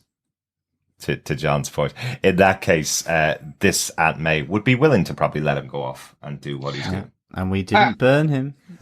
No. The one bit I will say is, I think we will get the iconic scene of Tony and Aunt May facing off when he tries to take or bring a kind of Peter somewhere. She's like, you're not going to bring him into war, or don't. We'll get him closing the door, going, don't go into space like you did last time, bring him home safe, blah, blah, blah. Okay, so we have a raft of other supporting characters. So let's talk about the comic relief. Oh, yes. Yeah, Ned. I love this character. I absolutely loved him. I think for, the comic relief, just that interaction with him and Peter, it just felt like kids at high school, and it was really good. And I have to say, I loved it when he asked, do you lay eggs? That for me was hilarious. The idea that Spider-Man would lay eggs, or summon an army of spiders, like with Ant-Man. Like Ant-Man, yes. Really, really cool. But I thought this, I thought he was a great character. I really did. I thought it was absolutely, along with Peter Parker, one of the hearts and souls of the movie, to be honest. Absolutely. Really well played. Loved this character from the moment he dropped that Death Star Lego Death Star on the floor at finding out that his best friend is Spider-Man from YouTube. From that moment onwards, he sealed his place in my heart as one of the best comedy characters in Marvel. Loved the character. Yeah, I'm the exact same. I love that this is he is Ned Lead from the comic books, but he's an amalgamation of the MCU, Miles Morales' best friend, Ganke Lee, as well. And I like that they kind of brought these two people together. And I love how he got his own arc as well. Mm-hmm. He got his going from nothing to kind of being like Spider-Man's best friend, becoming then Oracle, the man on the computer. Yeah, that was cool. I loved him rolling back and forward in the library between the 4 computers because it just seems like such a low rent version of Oracle from Batman. It's really like, where do you go that has loads of computers that I can move back and forward and look at maps and look at stuff that's going on over there and look at other things, and you see him just wheeling back and forth. Like, what are you doing, Ned? I'm watching porn. Yes, that was me, really good. That was just perfect. Yes. But one of the other hidden characters in the movie really is Zendaya. So Zendaya is a well-known character if you're under the age of about 15. She is an actress that works on Disney Channel. Throughout this film, I loved the fact that I had actually heard about this character from loads of press that were being done. I'd never seen the actress before. She's in the background for most of the film. I actually thought the actress who played Liz was Zendaya because she seemed to be so much to the forefront. I love the fact that this is the MJ for this movie. Now, okay, there may have been other statements made after this, may not be the Mary Jane Watson of this universe. It is if it works, right? So I love the fact that she is just a really good snarky teen every time she's in the background of scenes. She just lights up a little moment, absolutely. An extra little comedy character, another member of this nice John Hughes type high school comedy that's going on in the background of the Spider-Man movie. I thought she worked really, really well. Definitely. Yeah, no, look, I've seen my MJs. I've seen my MJ on screen. I've seen my Gwen Stacy on screen. Mm-hmm.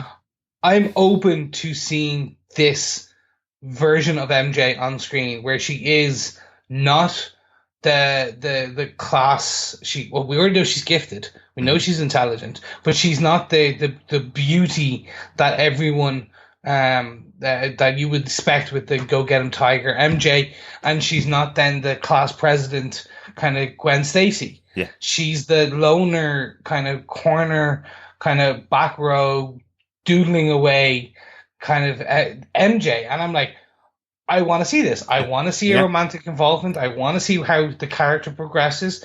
I know we saw her in the premiere. We know that they can make her the drop dead gorgeous kind of MJ where you face a tiger, you've hit the jackpot. There you go. She can deliver that line because she can be, but I want to see where, like, I'm assuming in Homecoming 2 or whatever they do call it. I know. They're running out of words. Homecoming again.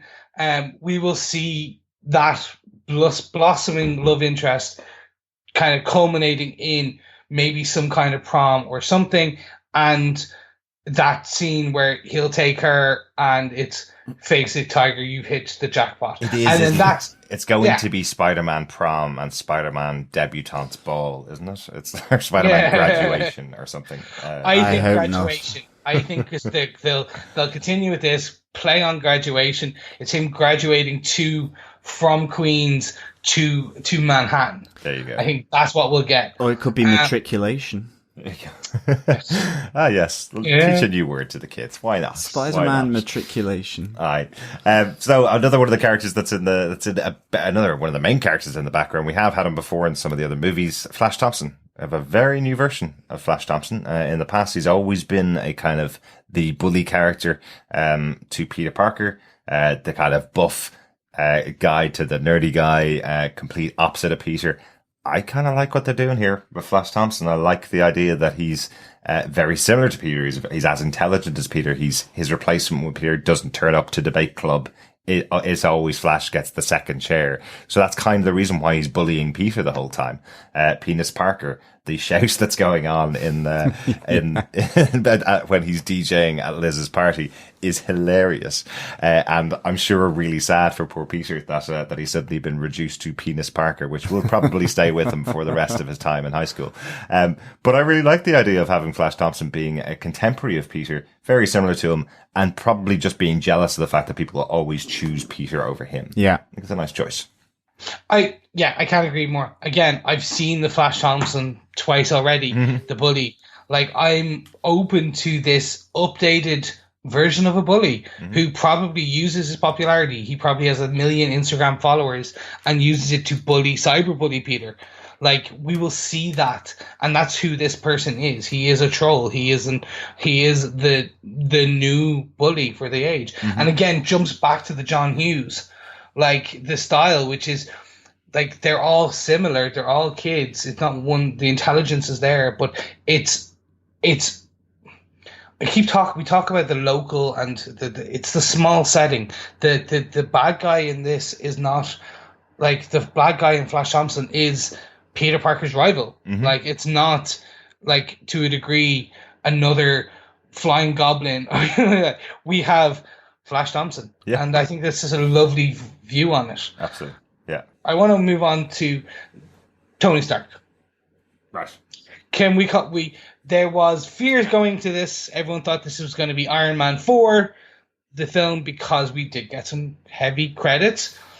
Boys, it was just the right amount for me. I loved it. Can I quote Empire Magazine's review of this movie, which I thought was perfect, which was Robert Downey Jr. literally phones in his performance as Tony Stark, which I thought was perfect. He's perfectly used. There was no huge moment where this is Robert Downey Jr. doing a Robert Downey Jr. movie. He's used in all the right places, and I suppose the movie leaning on Happy Hogan a lot more than Tony Stark, a lot more than I was expecting. Definitely. Yeah, definitely. Was a really good choice for this film. This is, Happy is the bumbling adult. He's a great foil to, if you want to have a kid-centric movie, you have to have an adult that also is a bit of an idiot. So, Happy was the right choice to probably do the scenes that I thought were going to go to Tony Stark. Yeah, definitely. I completely agree. I think it was used just the right amount. And I think, for me, again, the whole lean over where he's opening the door, I know that was in the trailer as well. That still just made me chuckle. I liked, going for a hug. I'm opening the door. Really good. I like the fact that Tony Stark was the one, in subtext to deliver with great power comes great responsibility. And I like the idea that because of Tony's nature, and for Peter, it's like, why is he not giving me attention? That kind of age difference. And I like the idea that, Peter thought he was being ignored by him because he was a kid, when in fact it was, no, we handed it to the FBI because we thought they would do it. It's just that maybe there's still not that relationship there between Peter and Tony to that extent. I like that kind of standoffishness or apparent standoffishness, which actually he's watching him all the time. He's got Happy Hogan, the chaperone, so he's there all the time, but it's not on screen, and it's just, I think, the right amounts, definitely. Yeah. There's so much to pick apart about this movie, in a good way. So much to talk about this movie. I just want to pick up on one tiny little point that John mentioned there. The conversation between Tony and Peter, where Tony says to Peter, I gave that to the FBI, who are the people to deal with this stuff. This is something that's kind of answering the question in the MCU of, you have the Avengers who take care of the space stuff. You have Doctor Strange who takes care of the other realms and multi-dimension stuff.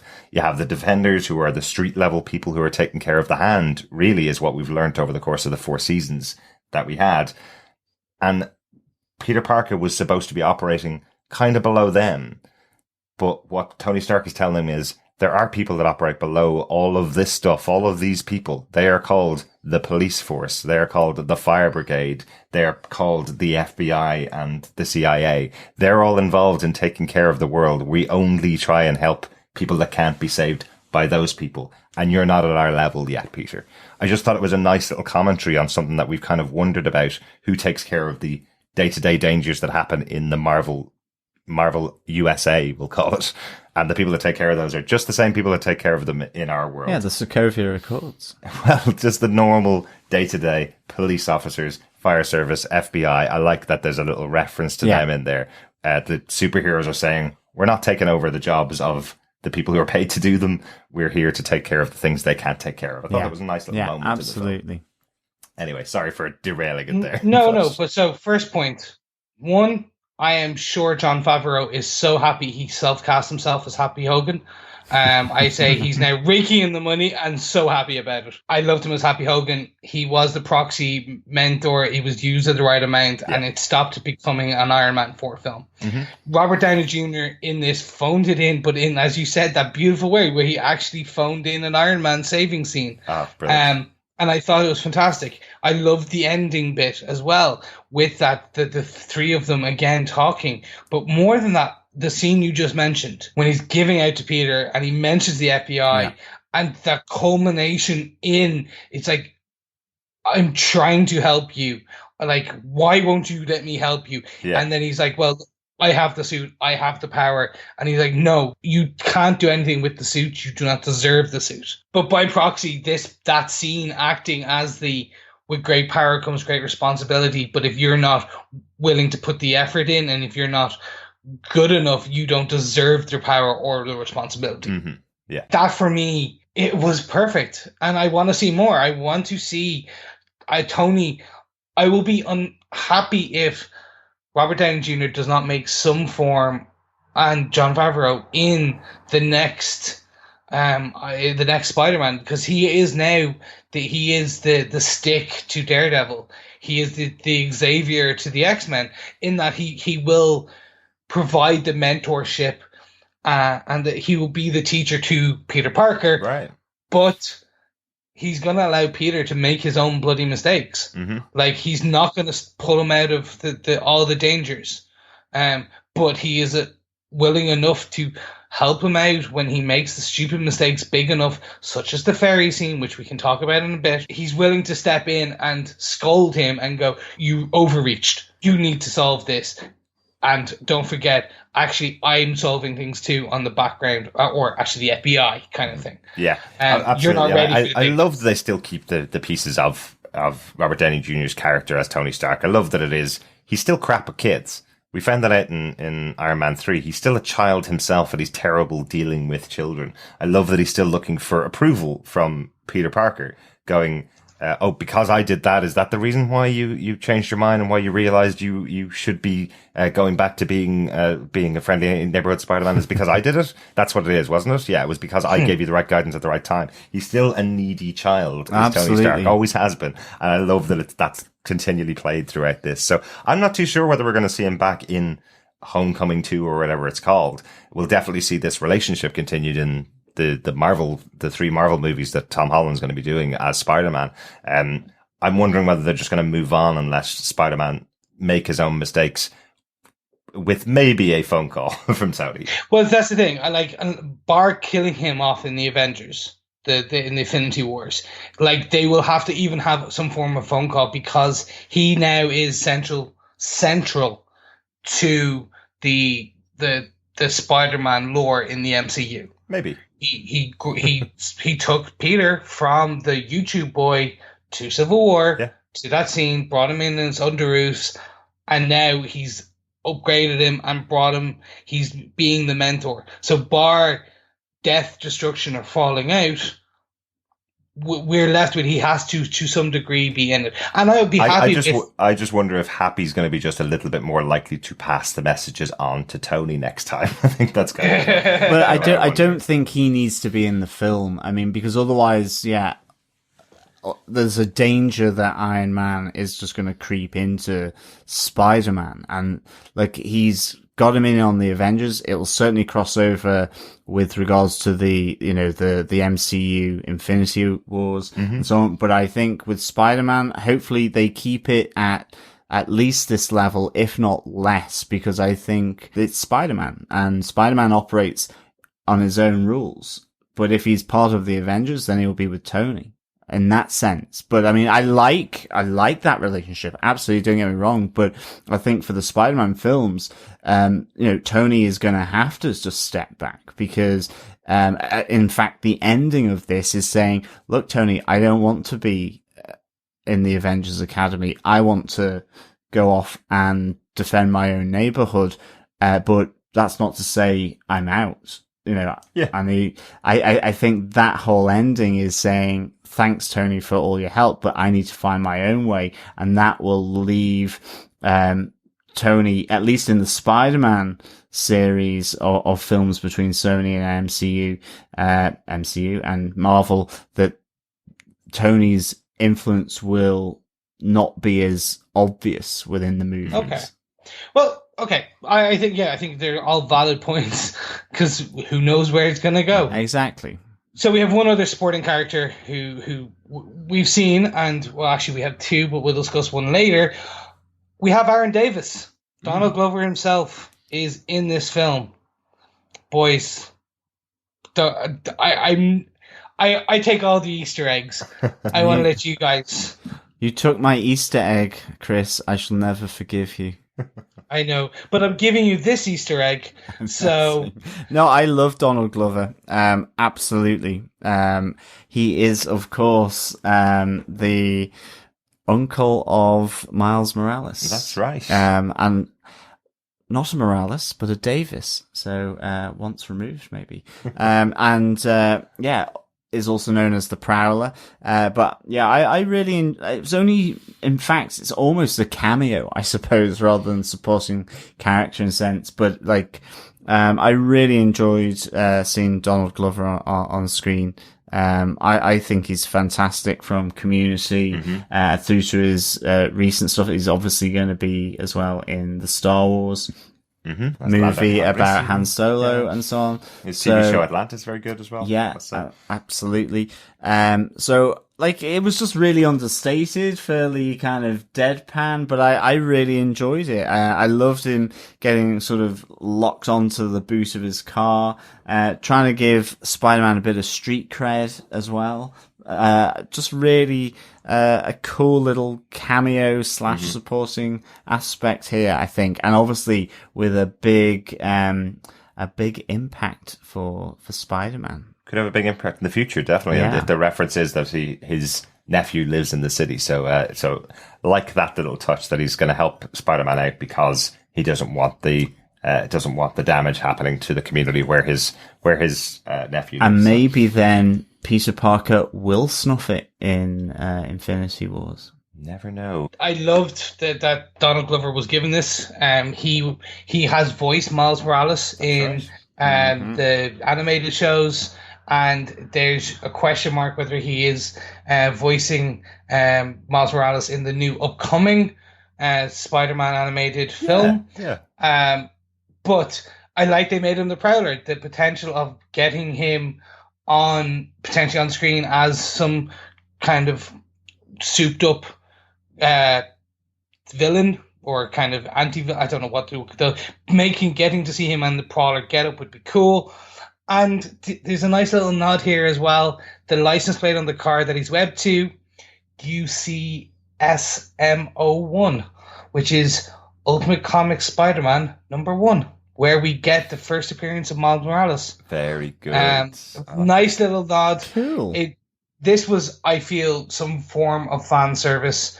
There are lots of rumors that we can get to at a later point or in another episode where Miles may come into the MCU. I don't know. Who knows? But I think it was good. It hit the nail on the head. Absolutely. And there we go. So at this point, moving on to point 4.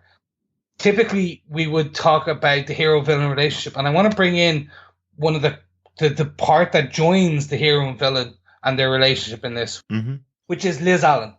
Liz Allen, or Liz Toombs, ? Question mark. We need to figure that one out. She kept her mother's maiden name. Yeah. Well, we'll figure that point out. Yes. So Liz Allen is the connecting tissue between our hero and our villain. Absolutely. Guys, what did you think? It was great. I mean, I think we've mentioned it before, really, that she was the crucible for these two, these protagonists and antagonists. She was the center of it. And I mean, I think it really just elevated, Peter Parker, Spider-Man, and, Toomes and, Vulture here with this single focal point of Liz, and her storyline of, you know, gradually sassying it up to Peter, getting the date, and then the reveal that obviously her father is the bad guy. It is Peter's, nemesis that he's been fighting around, New York, all this time. And it was really, really good. I think it really added so much to this movie. Liz Allen was originally introduced. She's been around since the introduction of Spider-Man in the Amazing Fantasy. Right. And it wasn't actually named until, I think it was issue 14. Right. She's always been a supporting character of Spider-Man. And I like that she was used as this connective tissue. Mm-hmm. Was her performance fantastic? I'm middling on her performance. Okay. She was good. Now, and look, I'm saying it out. Every actor and actress in this film was good. Mm-hmm. No one phoned in a performance except for Robert Downey Jr. See, I'm getting mileage out of this Empire quote. Uh-huh. But I'm glad she's not the continued love interest. Right. Because I just didn't feel that huge amount of chemistry between them. Do you know, there's one scene that I thought was fabulous between the two of them. It is just that moment where Peter just says to her, have you got anybody for this homecoming dance? And she, just the way she says, because it's a bit of a trope, obviously, but the way she says, actually, I've been too busy organizing this thing to even think about a date. You know, the way she's saying it is, I've been waiting for you to ask me, Peter, but doesn't say, I've been waiting for you to ask me, Peter. It's a lovely delivered line. I think there's a lovely moment between the two of them. You know, it is a trope. I'm sure it's been in every single teenage TV show that's ever been out there, but I loved it. I loved that little moment. It was Dawson's Creek. But central. It was that moment. It's more that it tells you why Peter's interested in her, and that's something that always is missed. It's missed a lot in these movies where there's an unattainable girl that the main character is looking for. It always seems to forget to tell you why he's interested in her, other than she's unattainable. Just that little moment, the way she kind of flicks her hair and says that, you kind of go, yeah, I can see why Peter's interested in this girl. Absolutely. Yeah, that scene actually, upon remembrance, I did love that because I have personal memories of attempting that as a child, and asking girls out, and that fear and the stammering and the, oh my God, how do I actually say this in a sentence without stopping and starting? And it was beautiful, that scene. Yeah, I have to admit, I did love it. Nice. I did like her being on par with, in terms of intelligence, with Peter as well. That she isn't a genius as well. Mm-hmm. She's going to the same school. She was head of their academic decathlon. Am I right in saying that? Yes, academic decathlon team. I liked that. Okay, so I like the character. I liked what they did with this. I like the connective tissue. I'm like 80% in on that actress. We probably won't see her again. She did a great performance. It's just, I'm like, not 100%. After what Spider-Man did to her father, we could see her back as a supervillain in the next Spider-Man movie. Could she be the next Goblin? I mean, Goblin 2.0. I mean, New Goblin. I mean, yes. She didn't seem too happy about being sent away to another city. Yes. At the end of this movie. Yeah, but I mean, I think as well, her role was to be kind of slightly in the background. It was an ordinary girl doing ordinary stuff. Now, you know, clever, engaged in the high school, but she wasn't the pom-pom cheerleader or something like that was trying to and be the absolute queen bee of the school. She was in her own right, I think, and that's what Peter kind of honed in on to. And then, you know, obviously the revelation, But yeah, I think that was kind of the role of her being. Within Peter's circle, she was the queen bee, but within the high school, no. So she had to play it, I think, quite steady in that sense. Sure. She didn't have the role of a Ned or a Flash Thompson, which were or even MJ with regards to the snarky teen. So immediately, relatively to all those other three that have got these sort of built-in lines or comments, she didn't have that, and the moment came where effectively he asked her out, and I think that was a really good scene. But great connective tissue between the hero and the villain of this movie, definitely, and a nice little moment between the two of them. But really, only one last point really to talk about, which is the final battle. We've talked about some of the battles and some of the moments. Obviously, there's the big ferry scene, the Staten Island ferry scene, which was fantastic. Really loved that moment. A lot more in that scene than I was expecting, even from the trailers. Yeah. I'm 100% with you on this. I thought it was your Act 2 standout kind of piece. It was the ramp up there. Again, it was an iconic kind of shot where he's fleeing through, trying his best to pull it all together. He misses. He nearly gets there. It was 99.5 or 95.9% structurally, and he missed one, and it all starts to fall apart again. Yeah. And then he gets that, as you kind of the trailer showed us, and every trailer spot had it, that iconic scene where he's straining against trying to keep it together. We have our Jesus Christ pose again. Yeah, no, this to me was straight out of Spider-Man 2 with the train. It was the train scene on water. And actually, the only thing that spoiled this for me were all of Tony Stark's tech coming in to the rescue. I wish it had just been kind of Tony, and that the Iron Man suit along with Spider-Man could have pushed it together, and then him doing his welding thing. That brilliant. But all the little bots coming out, I was like, oh. Well, again, on purpose, it's saying here that Peter can't handle this level of challenge. No, exactly. So that's what it's saying. I get that. And I loved everything that went after it, but it was just like, okay, deploy. It is. No. The point is that Tony is saying to him, you can't handle this. This can't be me just coming in a suit and helping you out, Peter, for 10 seconds, and then we'll fix this problem. This is even too big for me as Tony Stark Iron Man to save this ferry from falling in half. I need all my tech. I need to do all this and redo it. Yeah. I think that's the whole. But I loved the final battle. I mean, I loved what it led up to, absolutely, on the Staten Island one. But there was, corrected. But there was just that element of it that I was kind of like, and I think it just links in with the whole tech Spidey suit. And I thought, is this getting a bit too kind of Tony Stark? Yeah. Iron Man with the spiders. To the extent. But I mean, the final battle I loved, because he's there in his own outfit.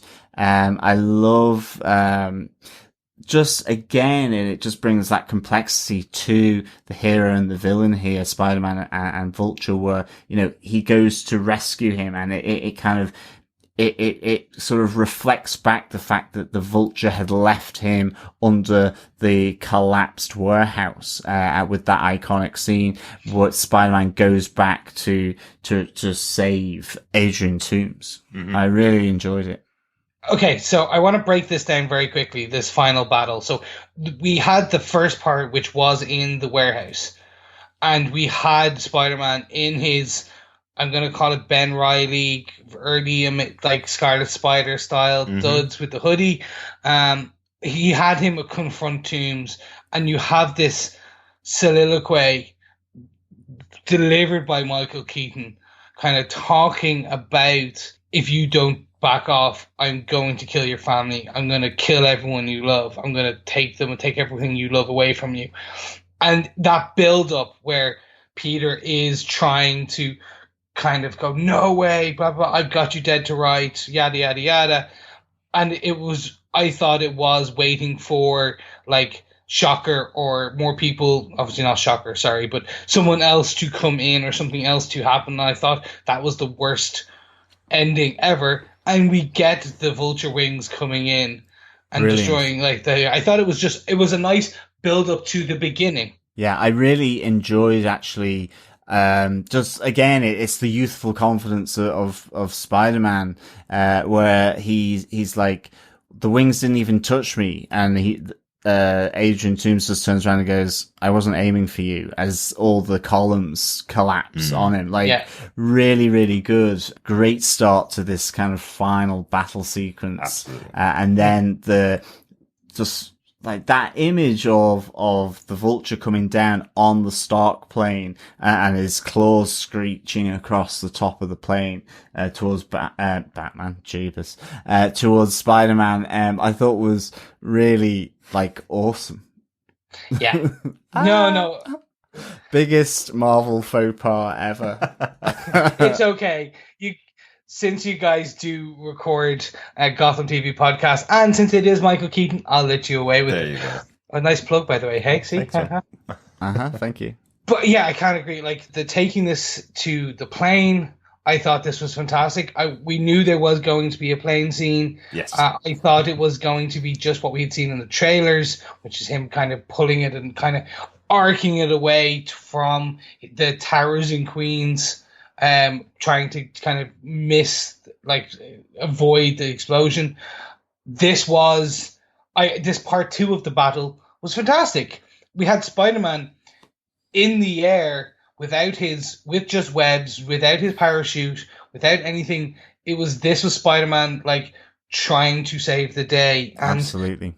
It was great, him trying to slowly beat his way in, not working, and then this literally swinging and punching of the Vulture in midair. I just loved it. Yeah, definitely. And one thing that kept crossing my mind throughout the final scene was how much easier it would have been if he had the tech suit that Tony had given him.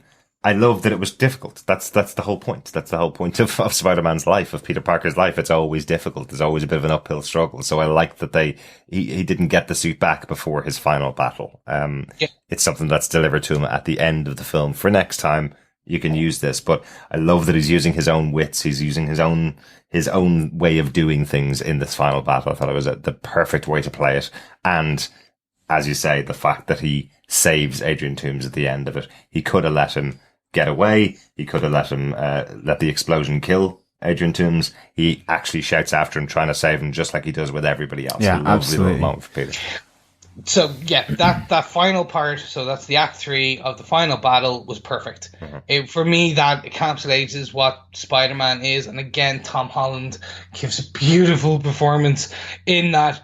No, you don't understand the radiation. It's goes in to save him when he's dying. Well, he's not dying. He's severely injured himself. And at the end, we see him save it. We see him webbing up at the crates. He picks all the crates up, puts them together in a nice pile. Webb's Toomes there, and then you see him battered and bruised on top of the Queen's kind of state fair roller coaster ride. He's sitting there watching them happy and all them come in, and I thought it was brilliant. And again, it's the note saying your friendly neighborhood Spider-Man. It was just the perfect final ending. Absolutely. I don't know what more I would want. I can't. It was the perfect wrap to this kind of film. And I think that's the best way I can kind of leave our kind of discussion points on this. I think it was that dramatic ending was brilliant. So we've been discussing here, boys, for a while, the beautiful, amazing film that is Spider-Man Homecoming. But do we have any notes here that we haven't kind of put in yet so far?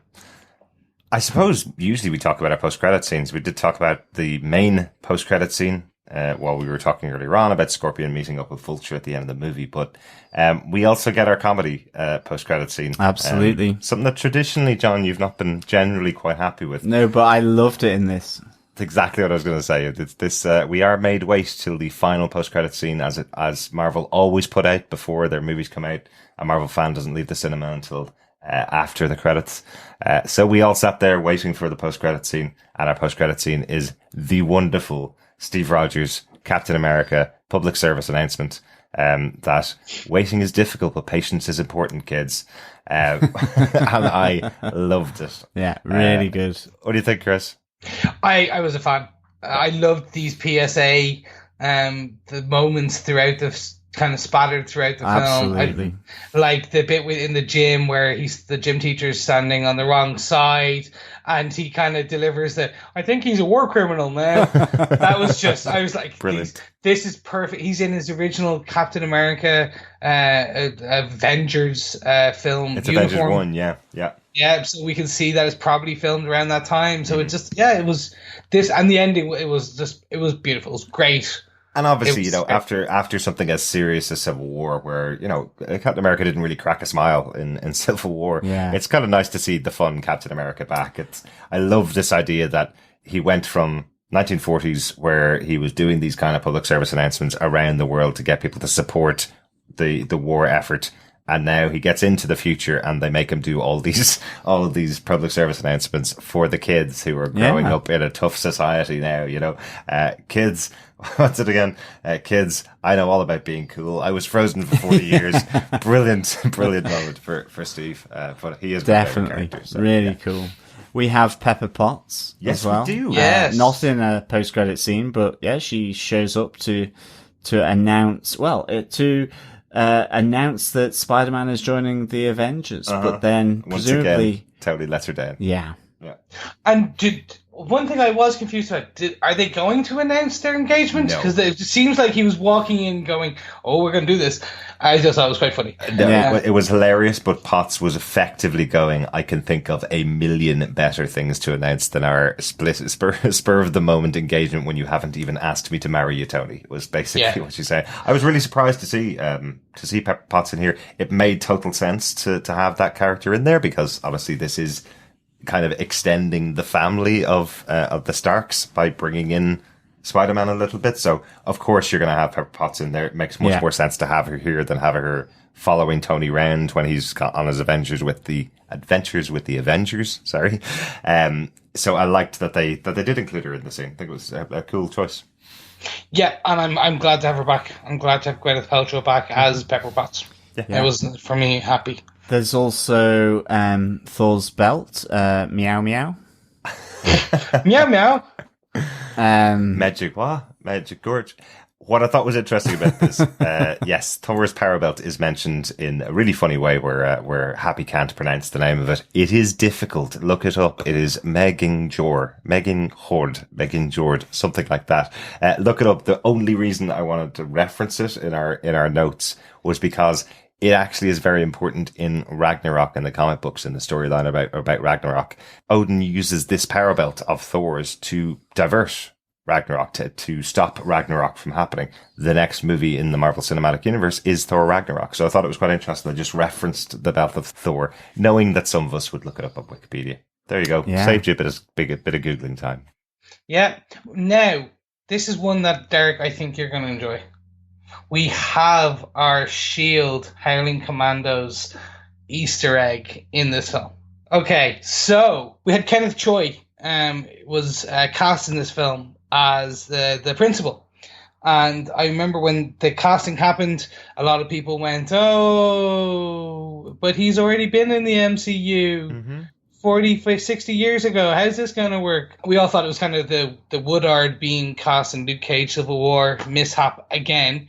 But what we do find that he was reprising his role as Jim Morita from the first Avengers, or Captain America: The First Avenger, when he was the Howling Commando. Yes, he was. Yes. And then we find that in Spider-Man: Homecoming, he plays none other than the same Morita, or Principal Morita, in this film. So, and in the second half, when Peter's in the office, we have a picture of his great-grandfather, his just grandfather, from Captain America: First Avenger on top of his desk. Very cool. Yeah, you have just been out-shielded. I know. Well, out Howling Commandos. Oh, out Howling Commandos. Very important. Yeah. Very good, Chris. Thank you for that. I know. That's pretty cool. That's cool. Yeah, I really certainly cool. did not see that picture, but next time I go and see the movie, I'll definitely be looking out for it. Yes. Another one I want to just get off my chest is a nod to the best on-screen superhero kiss ever. I can't beat it. We obviously had where Karen is talking to Peter when he's hanging upside down. He goes, "Dude, Peter, kiss her now." And he's hanging upside down in front of Liz. Of course, the only thing I could think of, and the only thing that makes sense, is this is a beautiful reference to the MJ Spider-Man scene in Spider-Man 1. Nice, very good. Yeah. Very good. It was brilliant. We did have one of the character cameo, which we didn't mention earlier on, which I loved. The presenter of the kids TV show, the high school TV show that's going on throughout the movie, is Betty Brant. Betty Brant was in all three of the Tobey Maguire Spider-Man movies as the receptionist in the Daily Bugle. So nice to see Betty Brant up on screen. Absolutely. As a terrible, terrible news reporter, along with her even worse guest host, who's terrible at delivering news as well. So, but I really enjoyed it. That's a nice little gag there. To round it out, I want to do a possible Easter egg or just a nod, I'm not sure, and hopefully one of our fellow defenders who I've talked about within the group about this character and wanting to read up on her will hopefully have seen it too. We have the Asian American girl named as Cindy on Peter Parker's academic decathlon team, and we didn't see much of her throughout this film. It was played by Tiffany Espezenza, I think. I'm not 100% on the name. But she plays none other than Cindy Moon in this, because we do see in the credits she's named as Cindy Moon. Right. For our comic book fans, this is the Marvel hero known as Silk, who was recently introduced into the Spider-Man world, who she has the same powers as Spider-Man. She was bit by the same spider as Peter Parker. That gave him the same one that gave him powers, and she was then put into a bunker for 10, 15 years by Ezekiel, which I'm not going to get way into the lore here. Oh, yeah. But I'm hoping I don't think we'll see her similar to Howard the Duck and Cosmo. It's obscure reference. Character is not as popular as some of the bigger characters, but hey, they did it with Deadpool, they did it with Guardians of the Galaxy, you never know. But there you go, Silk was in this. I think if there's one thing that Kevin Feige and Marvel have brought to Sony on a silver platter is options. That's one of the big things they seem to have given them in this film is, and in nice ways, not too much in your face. They could pretty much go wherever they want to with this Spider-Man universe in the future for Sony. It does feel like the Marvel guys came in and went, right, this is how you set up a universe. You've been trying to do it for decades. Here you go. This is how you do it. You do a central film that's good, and then you have a couple of little nods that allow you to follow off in those directions in future if you want to. So it's entirely possible that Silk could be a character that becomes a very big character in future. Yeah, you never know. So, boys, we are at the end of our Homecoming wrap up. So we're almost like at the end coming of the end. It's the home run. The home run. We've come to the home run. Nice. So the only thing left is to ask is whether each of us defend this movie. So I'm going to kick it off. John, do you defend Spider-Man Homecoming? It's always me to go first. Blame whoever wrote the notes. Yes, it's in there in the notes. I forget to change it. I'm sorry. I always want you to go last on the Spider-Man reviews, and I forget to change it every week. I absolutely defend Spider-Man Homecoming.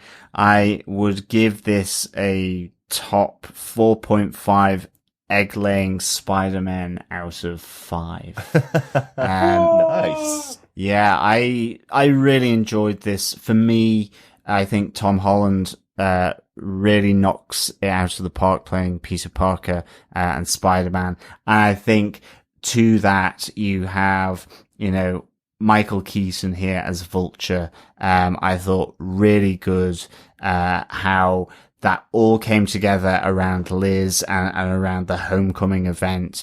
Really cool. I loved the kind of the focus down on, Spider-Man's issue of being a high school student and also then wanting to be part of the Avengers, and just how that arc develops over the course of the movie so that he ends up really opting for being the friendly neighborhood Spider-Man rather than going to the Avengers Academy.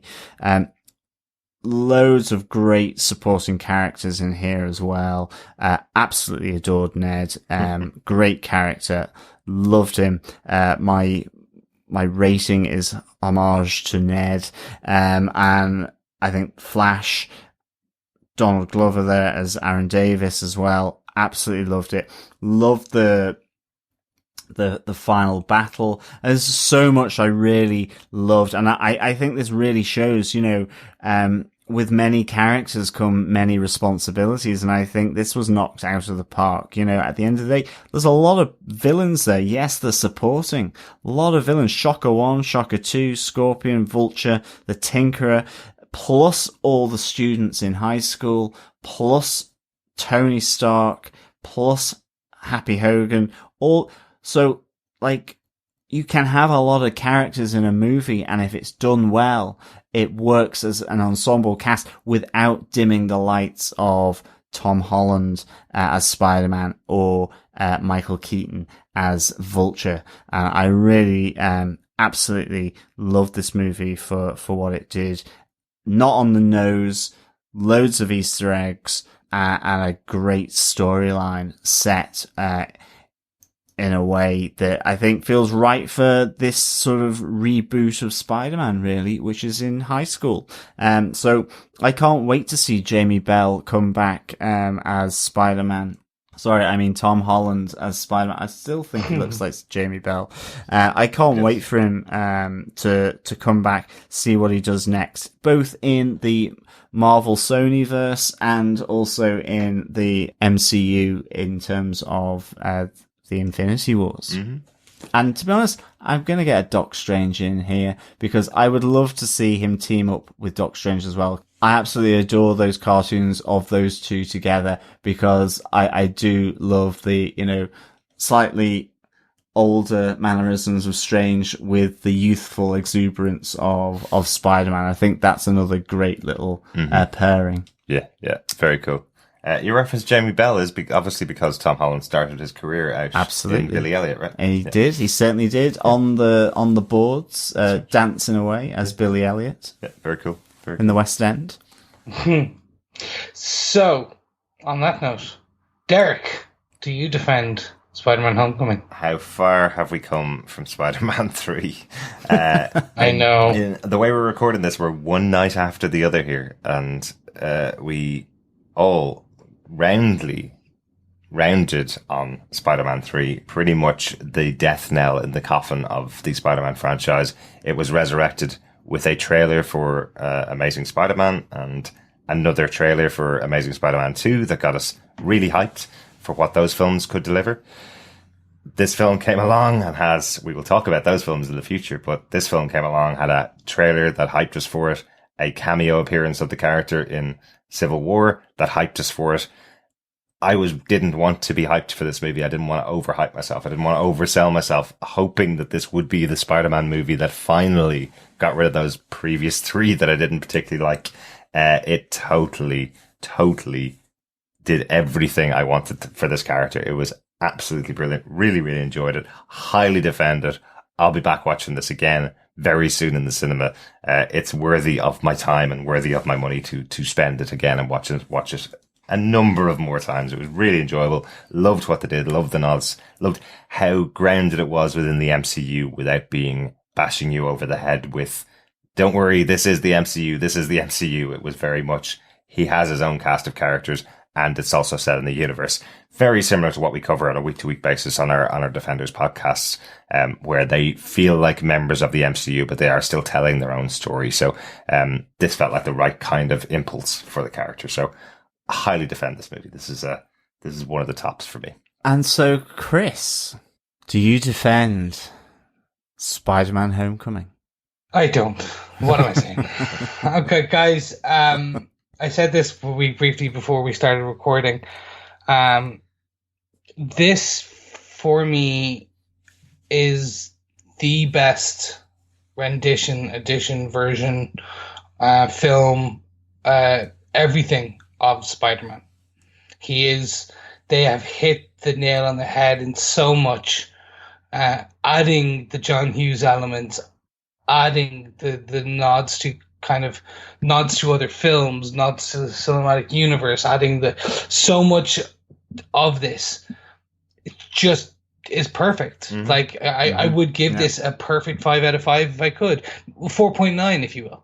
Like there's so much I want to do with this, but I can't. There are niggly little things. Like I said, just potentially Liz Allen's performance for me. Just I wasn't the target audience. Yeah.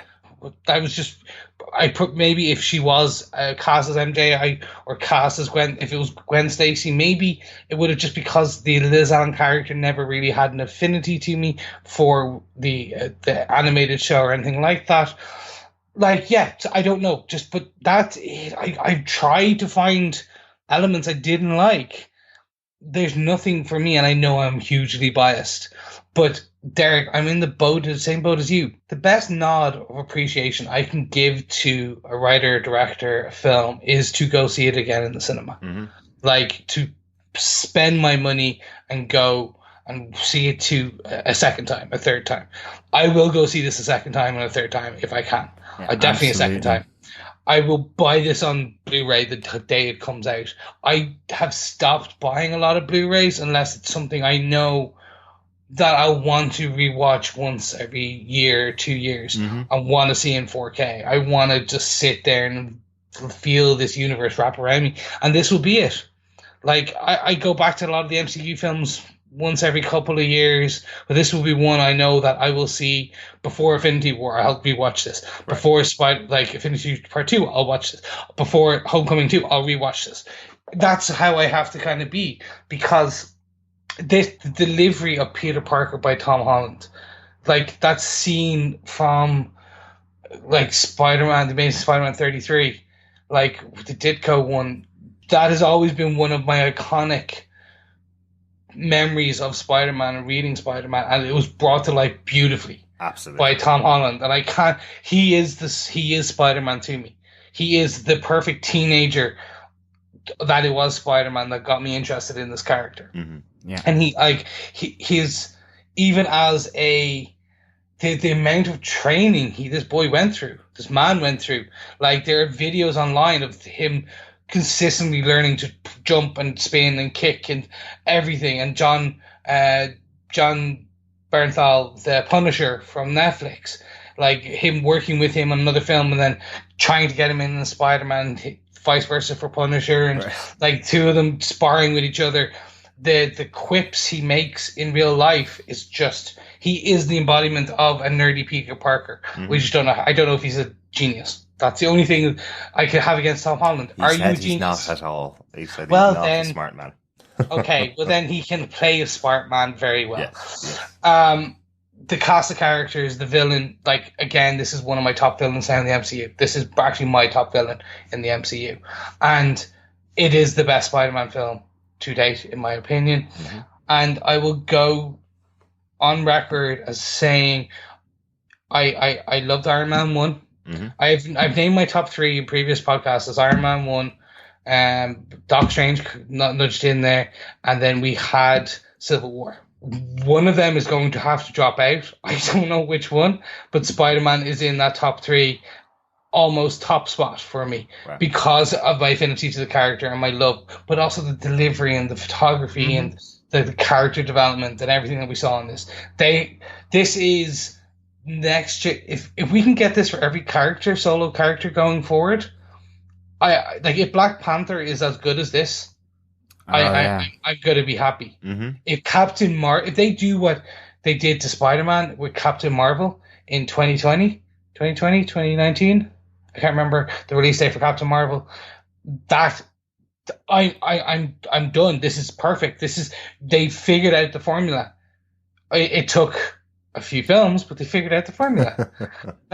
It's perfect, and I can't more. If you have not seen this film, well, why are you listening to this point of the podcast? But if you have seen the film, obviously, go see it again. Try and watch it again. Like, the only way we will get more of this, which obviously I know they've already announced Spider-Man 2, but like the way we can give, and 3, the way we can give this our kudos is to see it again and see it again and buy the DVDs. Don't worry about the merch. The merch is just merch. But just definitely buying the film itself. All the merch money goes to Sony. Yeah, it's just the taking in the box office and the Blu-ray that's split between Marvel and Sony. And that's what I want. But yeah, I'm delighted that we're going to have at least two more appearances of the character from here, Tom Holland's Spider-Man in the MCU. That's in Infinity War and Infinity War 2, whatever Infinity War 2 is actually going to be called, and another two Spider-Man Homecoming sequels as well coming out. So the total deal with Sony and Marvel was 6 movies and then to be renegotiated in 2022. Yeah. So we've got a lot of this character of Tom Holland to come, and I'm delighted to know that this was exceptional in what they did, what they achieved with a character that has pervaded society so much that they can still use a theme tune written in 1967, I think it was. Yeah. The Spider-Man theme tune. Yeah, they can still use that at the opening of this movie that's aimed at people who are in their teens, people who weren't around in the 90s, and weren't around in the 2000s even. Some of the kids that this is aimed at, they could still use that theme tune at the opening. It's such an iconic character, and they could do something brand new and fresh for his fifth outing in the cinema. Is that right? 6th outing in the cinema? Yeah. Yeah. Very happy with it. Well, 7th if you count Civil War. That's true. That's true, yes. Okay. So on that note, gentlemen, I want to close out this podcast in the way that we always close out our podcast, with your feedback.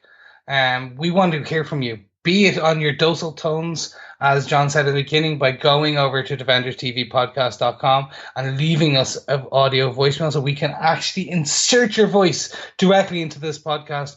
Or, of course, you can email us at feedback@DefendersTVPodcast.com, or, as some of you have already done, is going to facebook.com/groups/Defenders TV podcast, joining the group and leaving your feedback there. We will always ask for it before or as recording, so you can get your feedback in. David Wang, I'm going to kick in with the first part here, guys. David Wang, one of our fellow defenders over at the Facebook group, started going, I want to squeeze in a bit of listener feedback if you haven't started recording the Homecoming episode yet. David, we hadn't. So you got it in time. He goes on to say, I know you folks have been mostly positive on all the MCU films, but you got to admit, most of the villains have been taking backseats in the plot and emotional weights of the film. They can range from thin to two-dimensional. The Vulture in Spider-Man Homecoming, however, is like a breath of fresh air to me.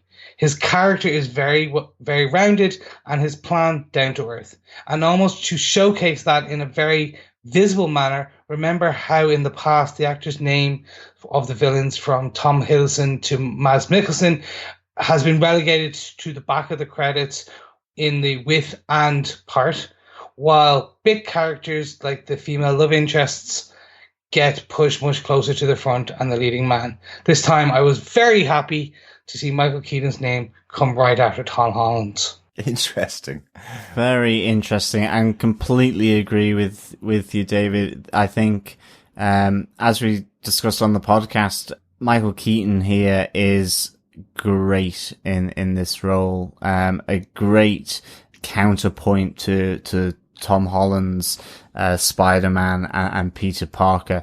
Absolutely. And I think you're right. Yeah. To see the villain coming in right after the hero in the credits, it is really interesting, and that's an interesting point that you make, and I've observed. It's not something I've spotted before, so it's really cool. It's really interesting. I think the guys who've had this happen to them before may need to talk to their representation, their management about this, because the and with those credits at the end are huge credits, because it actually means the very special guest star if you have the and with. So that was actually reserved in this film for Robert Downey Jr. So he got the and credit at the end. I believe he was the last name that we see is and Robert Downey Jr. So it's this entire movie wasn't possible without Robert Downey Jr. is kind of what it's saying. So, but it is, you're absolutely right. It is usually the main character and the love interest are the first two people,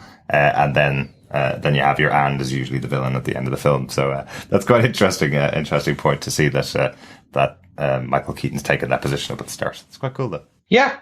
Thank you very much, Upfront. David. Definitely. Yeah. Thanks so much for that feedback, David. Really good to hear from you, as always. Thank you, David, for the feedback. Mm-hmm. Yep. So, gentlemen, we are at the full end of our podcast. The mammoth review of Spider-Man Homecoming, his homecoming to MCU, if you will.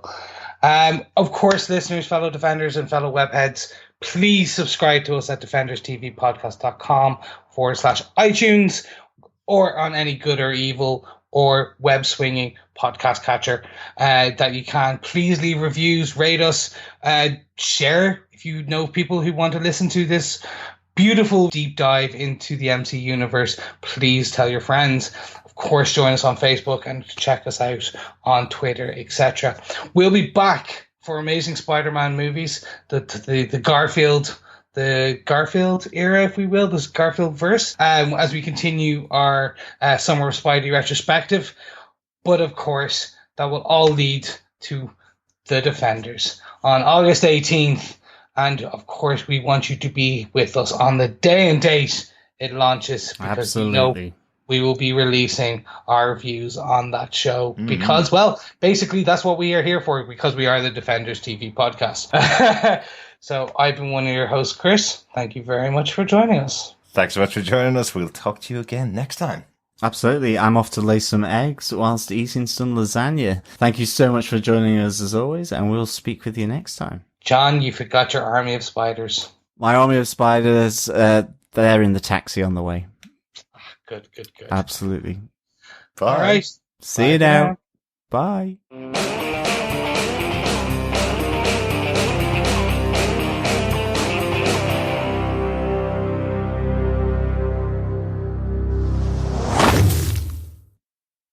Thank you so much for joining us as always, and we'll speak with you next time. John, you forgot your army of spiders.